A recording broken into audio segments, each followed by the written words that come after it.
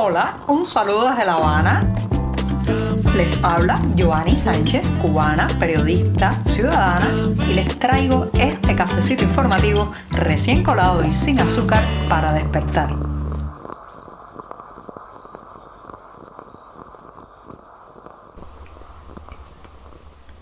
Una combinación interesante la de hoy porque despedimos la semana en este podcast, pero le damos la bienvenida a un nuevo mes. Así como escuchan, además la jornada ha amanecido muy cálida, soleada aquí en la capital cubana, y hoy comenzaré hablando de una fiscal cubana en fuga.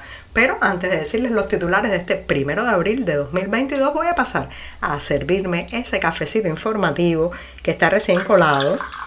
Así que lo voy a poner en la taza después de salir de la cafetera y paso a comentarles los temas principales de hoy. Ya les adelantaba que en un primer momento iba a hablar de una fiscal cubana en fuga. Los instrumentos judiciales de la represión en Cuba a veces también ponen pie en polvorosa. En un segundo momento, carne de cerdo. ¿Y eso qué cosa es? Estamos a punto de llegar a tenernos que cuestionar y explicarle a nuestros hijos qué era un cerdo, porque la producción sigue cayendo en esta isla. Mientras tanto, ha sido suspendido el último concierto del músico Les Cay, que, como saben, recién se supo que ha sido sentenciado a 6 años en prisión por participar en las protestas del 11 de julio. Y por último, recomendarles el lanzamiento de un libro para el próximo 9 de abril con el título El cuerpo nunca olvida: trabajo forzado, hombre nuevo y memoria en Cuba desde 1959 al 80. Parece un volumen muy interesante. Dicho esto, presentados los titulares, servido el café, el viernes está a punto ya de comenzar en este programa. Si eres de los que te gusta estar bien informado, síguenos en 14ymedio.com.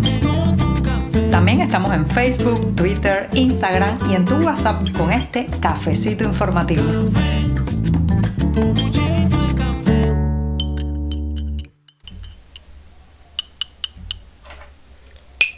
Con sabor a final de semana y a principio de mes. Así está hoy este cafecito informativo que estoy terminando de revolver para refrescar con la cucharita y del que me voy a dar inmediatamente el primer sorbito del día. Después de este buchito amargo y siempre necesario, paso a un tema que se vive de una forma en lo personal y otra muy diferente en lo nacional. Se trata, señoras y señores, de la capacidad para perdonar, la memoria, pasar página y todas esas cuestiones que a nivel ya individual tramitamos cada uno de forma bien diferente. Depende del daño que hayamos sufrido, que nos haya hecho alguna persona, alguna institución, algún grupo, de la manera emocionalmente que tramitamos también lo ocurrido, del contexto y una serie de factores que pueden ser muy puntuales y muy subjetivos en cada caso. Pero una cosa es cómo cada uno de nosotros maneje la memoria y el perdón hacia terceros, y otra, cómo debe manejarlo un país y cómo deben manejarlo las instituciones. Eso pertenece ya a decisiones que son decisiones en conjunto, decisiones grupales y decisiones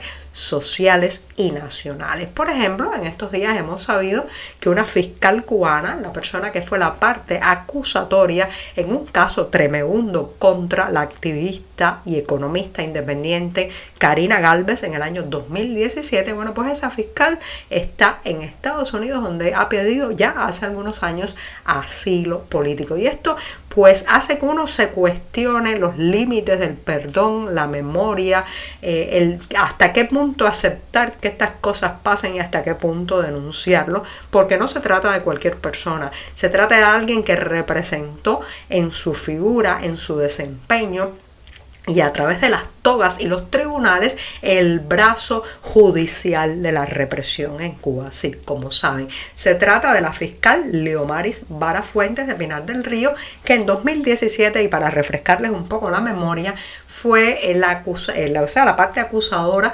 principal en un caso que se le siguió a la economista Karina Galvez por un supuesto delito de evasión fiscal. ¿De qué se trataba realmente?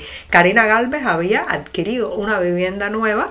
Esa vivienda era la sede del Centro de Estudios Convivencia, una organización independiente, un organismo y una entidad que se dedica a pensar la Cuba presente y sobre todo proyectar la Cuba futura, y claro, pues esto genera un gran malestar en las autoridades cubanas que quieren monopolizarlo todo, hasta el pensamiento y las proyecciones de futuro, y bueno, pues empezaron a hurgar, a vigilar, a presionar alrededor de la operación de venta o de compra-venta de la que había formado parte Karina, y finalmente la procesaron por evasión fiscal, supuestamente por no haber pagado los impuestos correspondientes o la totalidad de los impuestos.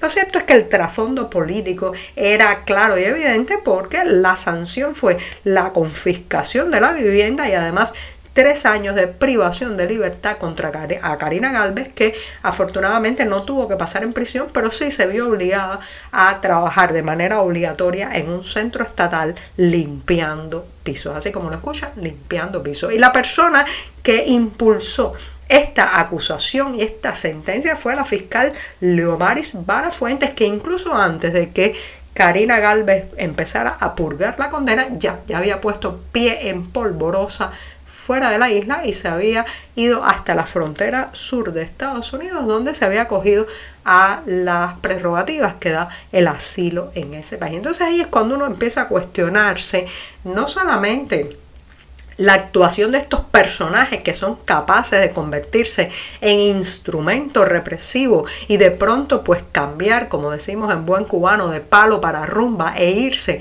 a ese país donde seguramente unos días antes señalaban que estaba el enemigo, y por otro lado la capacidad también de las víctimas de gestionar todo esto. Karina Galvez vio su vida convertida en un desastre de la noche a la mañana. Estuvo detenida más de una semana en un centro de investigación, fue presionada, amenazada, su vivienda fue confiscada.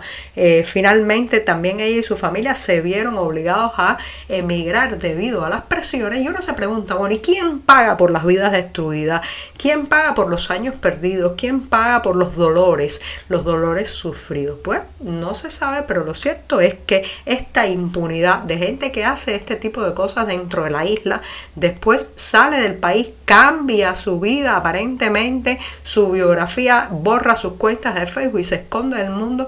Señoras y señores, esto no puede ser bueno para el futuro de esta nación. Necesitamos también una introspección, necesitamos conocer las heridas y sobre todo que los responsables de ellas, de esas heridas profundas, pues den la cara públicamente. Estamos contigo de lunes a viernes a media mañana, cuando el café se disfruta mejor. Comparte conmigo, con tus amigos, e infórmate con este cafecito informativo.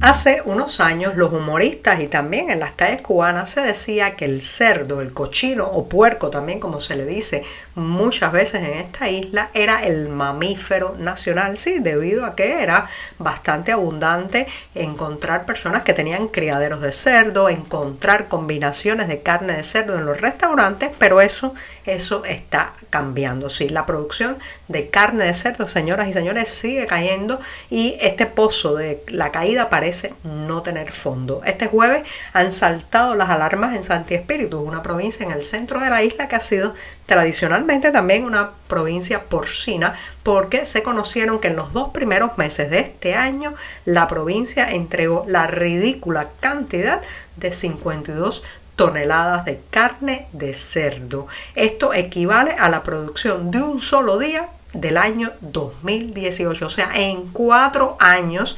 Fíjense el despeñadero en que ha caído la producción de esta importante carne que sustituye otros renglones de importación, como puede ser, por ejemplo, la propia carne de cerdo importada, pero también el pollo congelado. Y por otro, la limitación que esto implica para el día a día, no solamente en la vida doméstica y familiar, sino también las personas que consumen alimentos en las calles porque están trabajando, tienen que almorzar en alguna cafetería, un restaurante cercano, ven muy limitadas las ofertas y además elevadísimos los precios. Lo cierto es, reitero, que sigue cayendo la producción y en el año 2017, por ejemplo, se alcanzaron más de 17.000 toneladas de cerdo en esa provincia de Santo Espíritu, que aportaban más de 300 productores. Hoy apenas se llega a superar las 3.000 y solo quedan 99 personas que se dedican a criar cerdos para comer.